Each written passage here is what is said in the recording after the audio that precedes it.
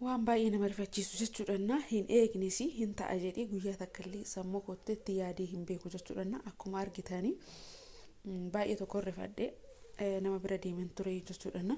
Yeroo manatti deebi'u garuu bifa kanaan meeshaaleen na eege jechuudha. Mana keessaa bahee bakka tokko irratti madabbarame karaa gubbaarratti kan na eege jechuudha. Barrii gubbaa akkuma argitan kun meeshaaleen kun jechuudha. Mana keessaa naa bayiidha ta'ee maal akka ta'e yaadni isaa naaf hin galle daakuun osoo hin hafin saafahuun osoo hin hafin bifa kanaan meeshaalee karaa irratti guuree na eege jechuudha. Diishii dirasii buusee taasaan itti dhufeef ta'ee hin beeku.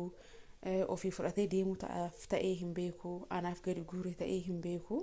Sa'aatii kanatti amma isaa manatti arganne garuu meeshaaleen daallee haala kanaan gadi guuree mana keessatti na eege jechuudha. Waanuma dubbadhuun dhabe yeroon dhufu barriin banaa jira. Meeshaalee kaawwan hin laallee hin jiranii fi hin jiranii isaa jechuudha. Garuu meeshaaleen kushiinaa keessa jiru gimaashni haala kanaan akkanatti taaramaa maasamee gadi ba'ee diishii hundi osoo hin hafin maxaragaa fi mawalawaan osoo hin hafin gadi guurameeti na eege jechuudha. Kuni jiruudha jettanii amma isin. እና baay'ee ulfaata bichaa. Ashama harka fuune hordoftoota masiyaarsituu jirra jirtu bakka jirteetti nageenya waaqayyo isiniif haa baay'atu.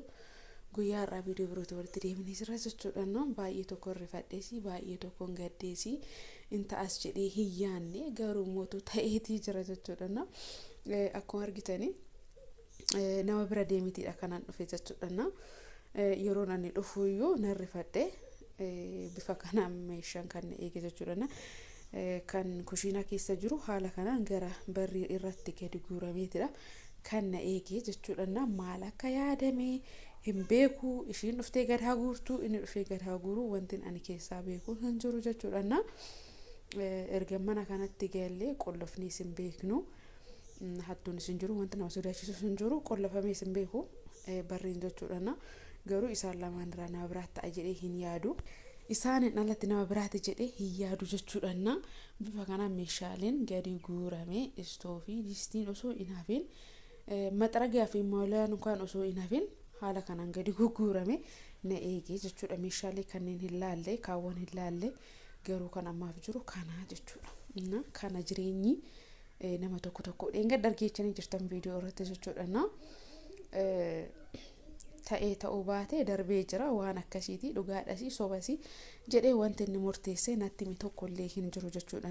Dhugaadhas hin jenne sobas hin jenne sa'aatii isinitti garuu obsaan dhaggeeffachuu waan dadhabee fi viidiyoo isaan aqarrate gidduutti jechuudha. Sana booda innis gateetidha kan bahe ergasii deebineetis wanti walitti dubbanne hin jiru jechuudha. Amma hoggaan ol seenuu hiriyoota kiyya bira deebiin dhufe hoggaan ol seenuu meeshaan ilhaana kanaan gadi guurameetidha kan jiru jechuudha. Maal godhee akka ta'e hin beeku. Diishiinis bu'ee jira. Meeshaaleen haala kanaan baheetii jira jechuudha. Meeshaaleen inni kushiinatti fayyadamu haala kanaanii jechuudha. Taramammasamee jira. Iddoo tokkotti sabasabameetidha kan jiru jechuudha.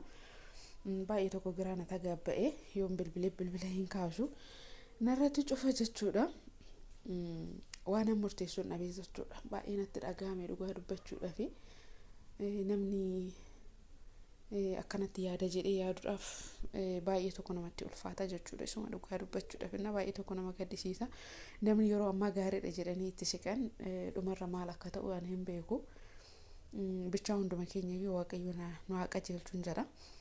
Garuu sa'aatii ammaa kana keessatti maal akkan jedhus maal akkan murteessus maal akkan godhus maal akkan jedhus hin beeku jechuudha. Namni osoo taa'ee waliin dubbatee furmaata tokko argachuu danda'a. Yeroo sana kenneen gas marana dubbisaa hin jiru. Kanaaf baay'ee tokko natti ulfaate jechuudha.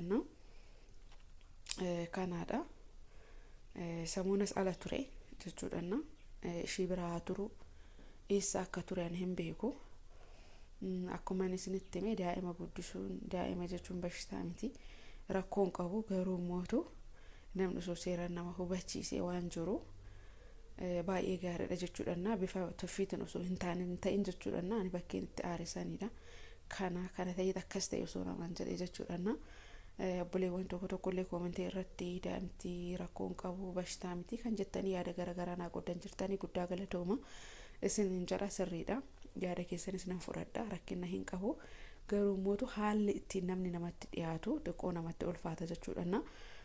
Warroonni biyya ormaatti dadhabdan beektanii har'a gara waa hedduun iyyuu jechuudha no hin ulfaata boqachuudhaaf biyyatti galle malee aareedhaaf miti jireenya hin taane keessa seenuuf miti maal akkan jedhus mootu giraan tagaabba'e engada dhiifamallee naan jechaatidha kan ture garuu mootu bifni inni itti dhiifama na gaafate baay'ee fudhatama hin qabu isaan irrattidha kanaan aare jechuudha no kana fakkaata amma immoo ittumaayyuu dabalee meeshaalee bakka tokkotti na sabasabamanii eege jechuudha waliin guuran ta'e mana isaaniitti fudhachuu barbaadan ta'e anumaaf fudhattuuf as godhan ta'e mana keessaa naa baay'idha ta'e waanuma isaan na dhibee jechuudha nagiraa nagalee jechuudha yeroo ammaa kana keessatti innaa sarana biyya ormaa deebi'een deemaafis yaadu yeroo tokko yoon itti ilaalu maaliif dadhabinaa iyyuudha kanan galee as biyya keessa taa'ee mootu kana ilaaluunis xiqqooshiin ulfaata beeku waan murteessu jechuudha kanatti aansee immoo waa'ee warrootni waa'ee mana na gaafattan irratti gatii isaa dheengaddalee dubbadheen ture viidiyoo darbe keessatti dhaggeeffanne ta'a taariiktii viidiyoo san jechuudha no eessa warroonni jettan Itayyaadha Itayyatti argama jechuudha no Itayya ta'ee liyyuu simiin isaa Dubaay safariidha ijoolleen Itayyaan beektan jechuudha achitti manichi kan argamu jechuudha kanaan isiniin jechuu barbaadetanii gatii isaa warroonni jettan immoo gara keessatiin waliin dubbachuu dandeenya isiniin jechuu barbaade jechuudha gabaabumatti garuu amma faalli jiru kana fakkaata baay'een gaddee baay'ee natti dhagahame rifaatu waanuma ta'uu wallaalee jechuudha waanuma jedhus waanuma ta'us kana wallaalee bilbila yoon kaasu moo narratti cufa bilbila sin kaasu jechuudha kana fakkaata haalli jiru jechuudha walaa mari'atanii godhanuu innumtuu haa godhu diishinis maaliif akka bu'eef giraan aggaabba'ee jechuudha na of eeggannoo godha ijoolleen dubartoota jabaadhati jechuudha of eeggannoo gochuun dirqama namni yeroo ammaa maaliif namatti dhiyaata maal barbaadeeti ganzaba keenya barbaadeeti moo nu barbaadeeti moo kan jedhu baay'ee tokko murteessadha jechuudha kana yoo sirriitti keessa gadi bu'anii hin xiinxalin baay'ee namatti ulfaata jechuudha nuti dubartoonni ni shawwadamna garuu dhumarra yoo akkana ta'u mootu baay'ee tokko ulfaata jechuudha ji'oota muraasa keessatti mee maal jettu amma isin kana mee maal murteessitan mee eessa akkan godhuuf waan irrifadheefanii jechuudha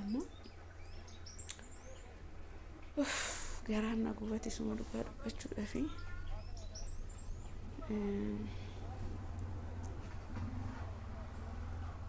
waan dubbatan nama dhorka yeroo ammaa kana keessatti jechuudha tarii ishiidhaaf kennuuf ta'an beeku maaliif akkanas godhe kinoo barrii gubbaarratti gannaa guure jechuudha fudhadhu naan jedha ta'ee fi ishiidhaaf guure ta'ee fi hin barre